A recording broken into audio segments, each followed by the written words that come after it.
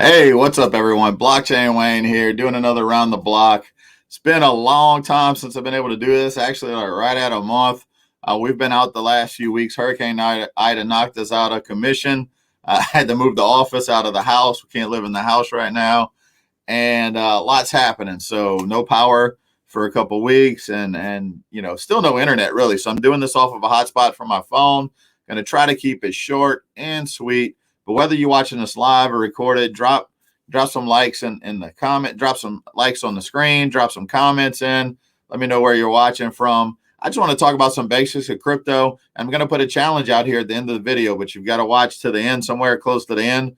I'm going to announce what you're going to do. I'm going to give away a free ticket to the Miami Crypto Experience, which is November 10th through the 12th down in Miami. It's a $500 value for a ticket. All of our tickets are now created by artists. It's an NFT ticketing platform that we have now. So every ticket will also then in turn be a non-fungible token, which will be a limited edition collectible after the event. So that's what's going on now. Let me make sure the stream is live out in a couple of places. All right, let's see. Edit privacy. All right. So not sure how good this signal is going to be. If it freezes up, I do apologize. What's up, Jason? What's up, Paul? Like I said, I'm running this thing off of a hotspot, so this is just a test just to see if it'll work. But there's a lot of shit happening in the world right now that is giving more and more of a need for a case for crypto. And what do I mean by a case for crypto? Think about what's happening. Just this week, one of the headlines I saw is the Biden administration is trying to make it to where the banks report every $600, every financial institution basically it reports every person's transactions greater than $600. That should worry the shit out of every single one of you. Besides the fact that that violates our Constitution, it violates amendments to the Constitution. It's basically, that's borderline a domestic threat. Our privacy and our freedom is being threatened, and it's been happening, eroding slowly over time. And look, I'm not saying that this pandemic is fake. There's obviously people getting sick. There's obviously things happen. There is some question whether or not it's man-made. And I've heard the saying in the past, it said, if you give up freedom during emergencies, those in power will create emergencies to further erode your freedom. And that's what's happening, right? Whether you believe that this thing was man-made or not, it doesn't happen. And we're setting some scary precedents on what's happening in the world. On top of that, the financial world is being just really crumbled. We're printing dollars into oblivion, creating more and more debt. Things are accelerating. Just last week, they announced that last year, the Fed announced that last year's inflation was around 5 to 7%, which is bullshit because gas is up almost 100%. Building supplies are up over 40%. Milk, eggs, food, all of those are up in excess of 30%.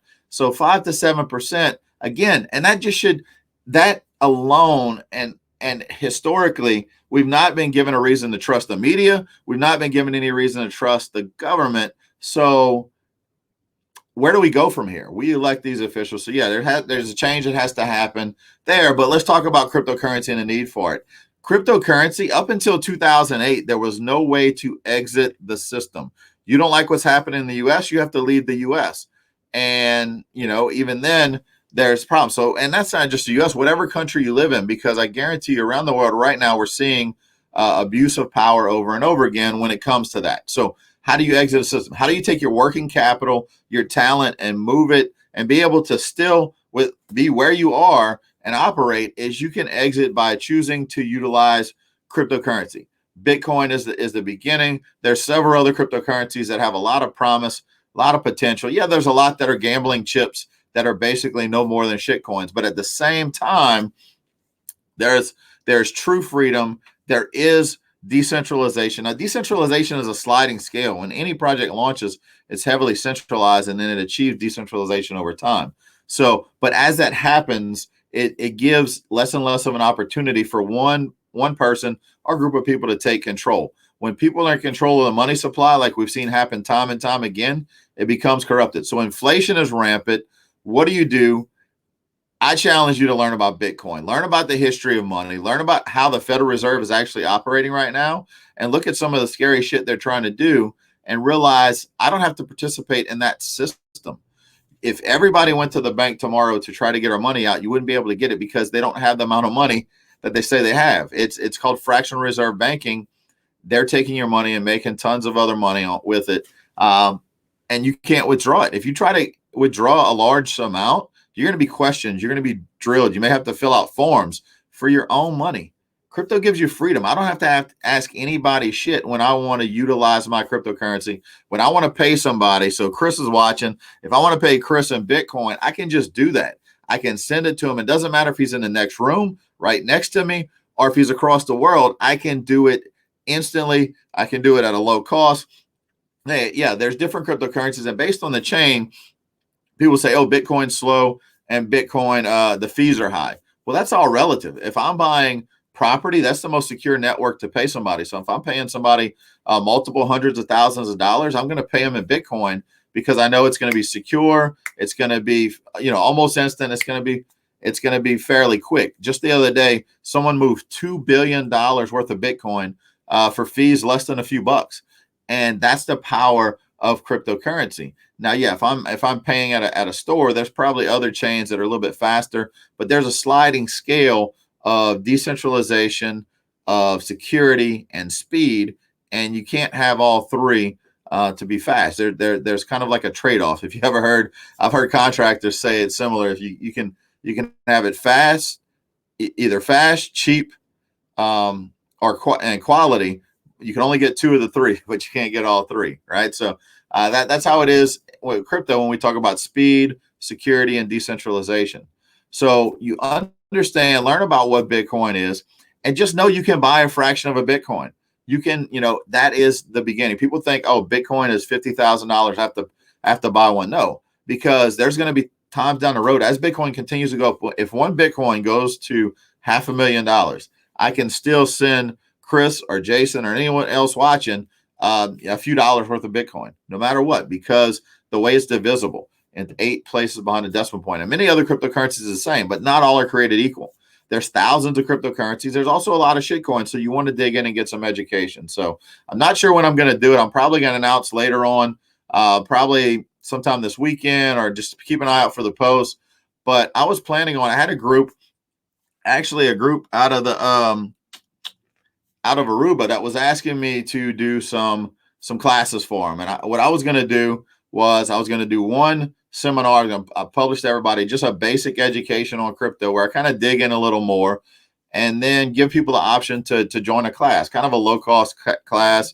Wasn't really sure what I was going to do, what I was going to charge it for. Maybe I'll make it now to where a portion of the proceeds can benefit some people down here that are still impacted by Hurricane Ida. Even though we can't live in our house and it has to be some serious repairs, there's a lot of people that are a lot worse off now. So I'll do something like that, but take the time to learn. I've got resources, and I mentioned this before, on News Crypto. If you go to newscrypto.io, I've got resources there. You can start to learn about what cryptocurrency is, what are some of the basics of it, why is it important. Yeah, do people use it as a gambling chip? Absolutely, but they do the same thing with dollars and foreign currencies. So it doesn't matter. There's different opportunities to make money in different places, but the long-term potential of what Bitcoin gives you, what true decentralization can give you, is it can give you freedom. It can give you self-autonomy. We are able to create our own economy and exit a broken system. And that's why I get into crypto. It's not so one day I can cash out my crypto for a lot of dollars. Have I had to take profits and cash out along the way to pay bills? Absolutely. But at the same time, my goal for the long term is that the value, as this technology gets adopted, will continue to grow in value like it has in the past few years, and eventually get to a point to where when it's time to cash out, I won't need to. I'll be able to spend it, convert it to do whatever I need to do without having to exit in the dollars, without having to include a bank or any kind of third-party institution, when I can have self-sovereignty over my cryptocurrency. One thing I learned also, I just wrote a blog this week about my experiences in preparing for the hurricane that was coming, and realizing some of the things that I needed to do personally to protect my cryptocurrency. Because anytime you set up a wallet, a cryptocurrency wallet where you control the private keys, they give you the backup or seed phrases. and you typically, it's recommended to write those down, not save them on your device, to save them in a place secure. I always recommend it like a fireproof safe. But also think about multiple locations. If someone's house is destroyed, whether it's through fire, earthquake, collapse, whatever, or hurricane, and all of your seed phrases are in there, how do you get it back? Right? If you lose it. So keep an extra copy. That's one thing I did during the storm is I made an extra copy of everything and I put it into a secondary location that was secure. So if something happens, that's an option for me to be able to restore. But think about people whenever they are in these countries. Think about what just happened in Afghanistan. And I'm not going to get into the political side of all the bullshit that happened there. But think about the people that are fleeing the country for their safety, and they're leaving everything, and they're going to other countries to basically start over. I saw a story today where the dad got sent to Canada, the son ended up in Dubai, and they were finally just reunited today. That family lost everything, and they have to start over again. Regardless of how you feel about immigration, there's a crisis in the world when it comes to that from oppressive leadership, whether it's the Taliban, whether it's dictators. I mean, people are fleeing countries with nothing but the shirts on their backs. Now, if you're involved in cryptocurrency, whether you're mining or purchasing small amounts of it, the value of it can go up over time, and you're able to leave with that information on you. You can take it with you. You can even remember it. If you remember those seed phrases to recover those wallets, it's usually a string of 12 to 24 words. Then you can do that. Whether you save those words on a flash drive, whether you save them on a notebook that you bring with you, people are able to take their fortunes with them, which they hadn't been able to do. You look about, I mean, the Taliban is limiting people's access to their bank accounts that stayed in Afghanistan. So there's a need for crypto in there, and there's a need for crypto for the people that are leaving. And that's just one example. This is happening all over the world, and we see it time and time again. So whether you're in a heavily oppressive country like that, or North Korea, or China, there's a need, or whether you're in the US and Canada, where we're starting to see erosion of our rights. And think about, why would the government need to know when we spend more than $600 or more? Because they're trying to make sure they get their tax dollars. We should be more worried about the trillions of dollars that go missing that they have access to every year, or get blown on stupid shit. If we could audit it. If there was ever an audit on the Federal Reserve, it would be over. It would be done. There would be rebellion tomorrow. And I think they know that, which is why they're trying to turn, anytime this is a diversion tactic, say, oh, the problem is people aren't paying their fair share of taxes. No, it's bullshit. The problem is what's happening with that money. And again, it doesn't matter what country you're watching this in the world. I can guarantee you're probably shaking your head because you have the similar problems with your government, because power corrupts, and absolute power corrupts absolutely. So people take advantage of systems that they're in. Yeah, so that is why it's important. What's up, Sheldon? So it's important to learn about cryptocurrency. This is more than just a gambling chip. Can you use it as a gambling chip to make some money and get some profits on different cryptocurrencies you invest in and they go up? Absolutely. But the long-term premise is to understand that this is an evolving technology. Anybody can create a cryptocurrency, but for it to have long-term value and sustain that value, it's got to be a solid project. A lot of projects are just copy and pasted, and yeah, those are not going to be worth anything. People are going to blindly throw money at it, not understand it, and lose money. That's going to happen. But the technology is continuing to move forward. There's developments happening every day that's making this thing easier and easier today. Earlier today, I made a video. One of the companies that I do work for, helping with their marketing and content, is a company called FIO. And today I was making a video. If you ever purchase anything with cryptocurrency, Coin Payments is a payment system that allows a lot of e-commerce sites to integrate cryptocurrency payments. I even used it for a Miami crypto experience. People were able to pay in crypto with Coin Payments. So now they have an option to make it even easier. And I used it today, and it was easier to pay with my crypto than it was to pay with a credit card or PayPal, or whatever. It was as simple as setting up my FIO name within a wallet that supports it, like the Edge wallet, and which I had already set up. So then when I go to check out, it sends a request directly to my wallet, and all I do in my wallet is slide to confirm it, and it's paid. So it was as simple as that. And that's just an example of things that are happening to make it easier. We need better user interfaces that make things easier for people to use crypto, and we need people to understand exactly what it is. The problem with people getting a grasp on cryptocurrency is most people don't understand how money works, period. When you don't have, and you think you do just because you buy and sell shit, but when you sit down, do you really understand how the current financial systems work? How does monetary policy really operate? And you realize you don't learn that in school. There's a reason they don't want you to learn that in school. And that's why education is designed to give you some blinders and not worry about all this other stuff they're not telling you about. And a lot of it's distraction techniques. Sheldon said Pentagon has never passed an audit. Exactly.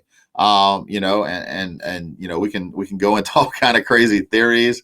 There was multiple trillions of dollars that were missing that was identified early September 2001. And then all of a sudden there was a giant distraction that took everybody's eyes off of that big, what's missing.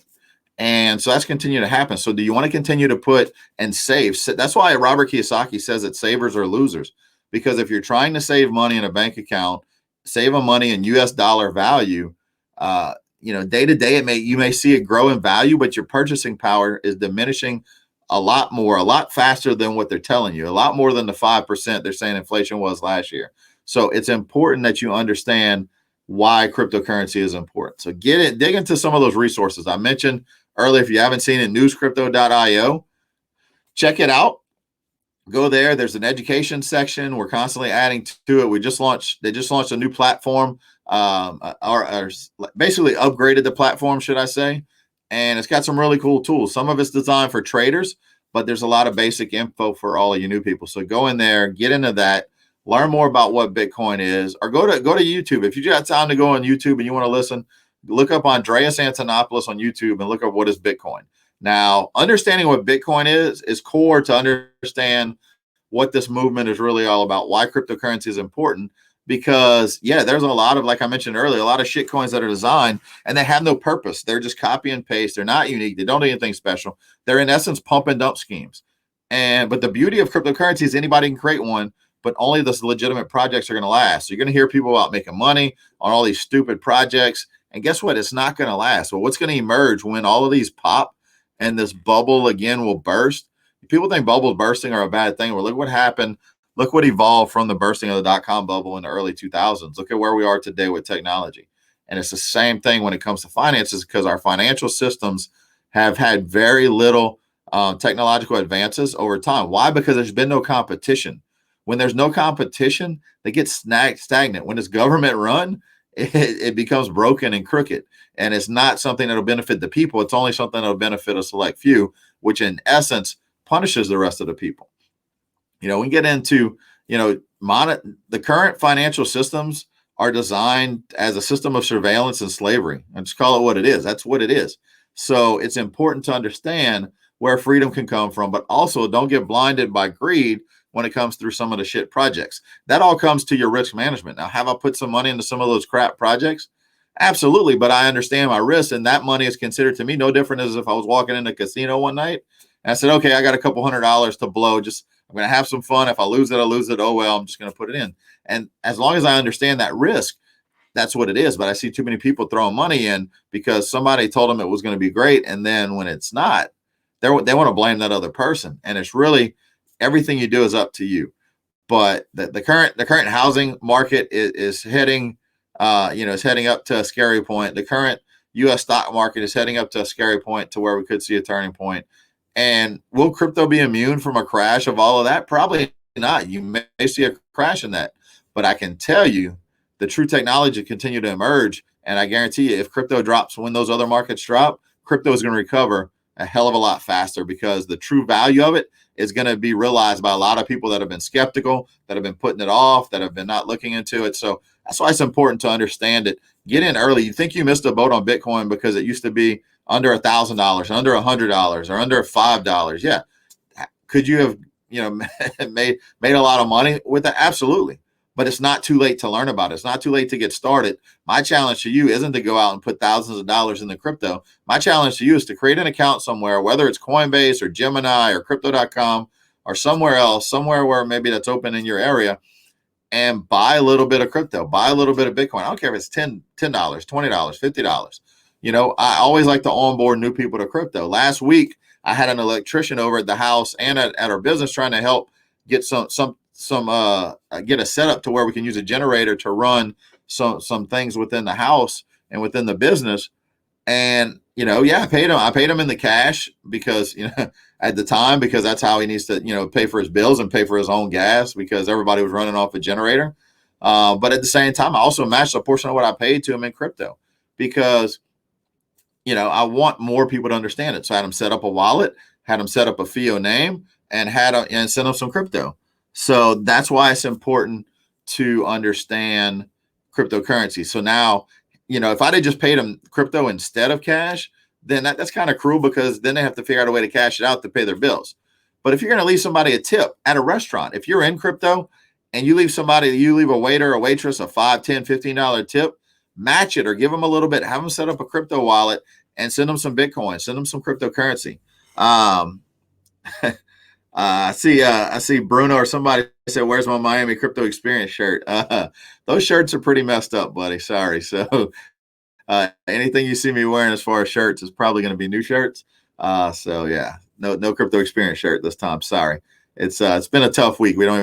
We just procured a place to live this week. So anyway, that just had to jump on that comment. But it's important to understand this system, understand cryptocurrency, what it truly is. And when you go into it, even on Coinbase, if you create a free Coinbase account, once you verify your identity on Coinbase, you can go through what's called Coinbase Earn and actually take some of these little short learnings that teach you about different cryptocurrencies, and they give you a little bit of free crypto for doing that. Now, you're going to learn stuff specific about that crypto, but you'll hear terms and learn about different terms that apply to many other cryptocurrencies within the space, many other techs within the space. And this is going to go bigger than currency is just the first application that's built on blockchain, right? That's just the first one. There's so many more that's coming. We see NFTs making a big run. And you think of non-fungible tokens right now, you think about stupid, I guess I call them stupid, but just simple JPEG images that are selling for hundreds of thousands of dollars. That's not the future of NFTs. The future of NFTs is when I go to sign for my house or that camper we had to buy this week to live in, instead of getting a title on a piece of paper, it's going to be a non-fungible token that's transferred through a smart contract from the original owner to me.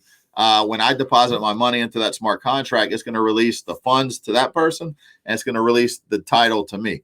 That's where we're going when it comes to true technology, true non-fungible tokens. When I get something signed, a piece of signed sports memorabilia, it's going to come in with a non-fungible token that is proof of ownership, and I can see that token was created by on the date that it was signed. So that's where we're going when it comes to non-fungible token utility.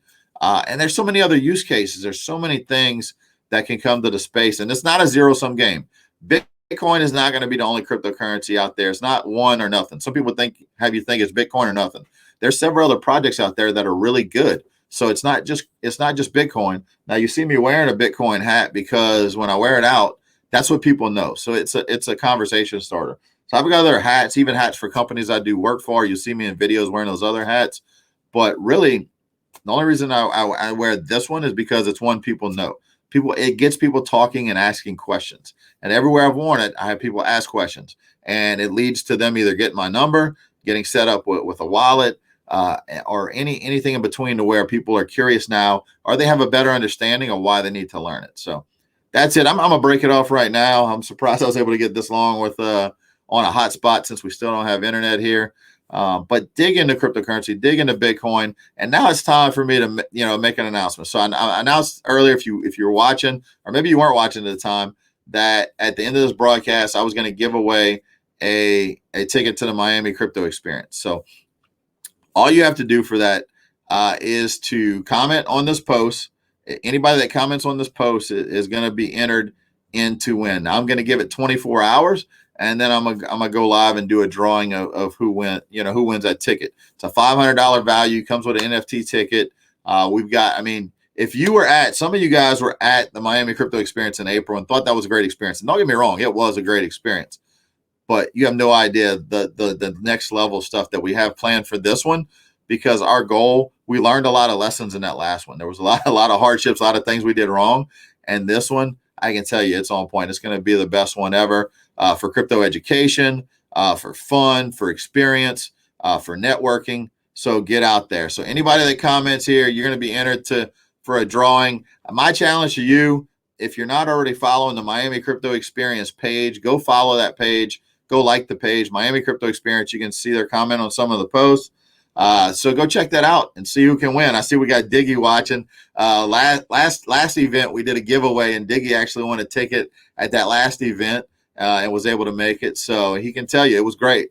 So check it out.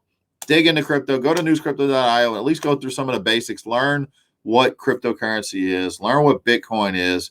Don't be scared. If you're skeptical, that's fine. I love skeptics, but also be open-minded to realize that this is becoming more and more of a bigger need day by day. There's a reason El Salvador made Bitcoin legal tender, and it's not just because they wanted their the people in that country to make some extra money. It's not about that. It's about freedom. They've been oppressed for a while, and they saw Bitcoin as a chance to really move forward. So that's it, everybody. Thanks for watching it, guys. Everybody that's been watching, appreciate you chiming in, and see you all next week. But also, we'll see you also in the next couple of days with a drawing for who will win that free ticket to Miami Crypto Experience. Have a good night, everybody.